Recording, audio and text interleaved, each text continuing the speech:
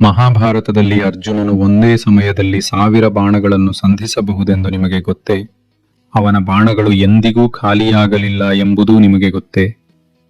ಮಹಾಭಾರತದಲ್ಲಿ ಅರ್ಜುನನ ಅಜೇಯ ಶಕ್ತಿಯ ಪ್ರತೀಕವೇ ಗಾಂಡೀವ ಧನುಸ್ಸು. ಇದು ಬ್ರಹ್ಮನಿಂದ ನಿರ್ಮಿತವಾದ ದಿವ್ಯ ಆಯುಧ. ದೇವತೆಗಳಿಂದ ಅಗ್ನಿದೇವನು ಇದನ್ನು ಪಡೆದನು. ಅರ್ಜುನನು ಖಾಂಡವ ವನವನ್ನು ದಹಿಸಲು ಅಗ್ನಿದೇವನಿಗೆ ಸಹಾಯ ಮಾಡಿದಾಗ ಪ್ರತಿಯಾಗಿ ಗಾಂಡೀವವನ್ನು ವರವಾಗಿ ನೀಡಿದನು. ಈ ಧನುಸ್ಸಿನಿಂದ ಅರ್ಜುನನು ಒಂದೇ ಸಮಯದಲ್ಲಿ 1000 ಬಾಣಗಳನ್ನು ಸಂಧಿಸಬಹುದಾಗಿತ್ತು. ಅವನ ಬಾಣಗಳು ಎಂದಿಗೂ ಖಾಲಿಯಾಗಿರಲಿಲ್ಲ, ಏಕೆಂದರೆ ಅದರಲ್ಲಿ ಅನಂತ ಬಾಣಗಳಿದ್ದವು. ಅರ್ಜುನನ ವಿಜಯಗಳ ಹಿಂದೆ ಗಾಂಡೀವವೇ ಮುಖ್ಯ ಕಾರಣವಾಗಿತ್ತು.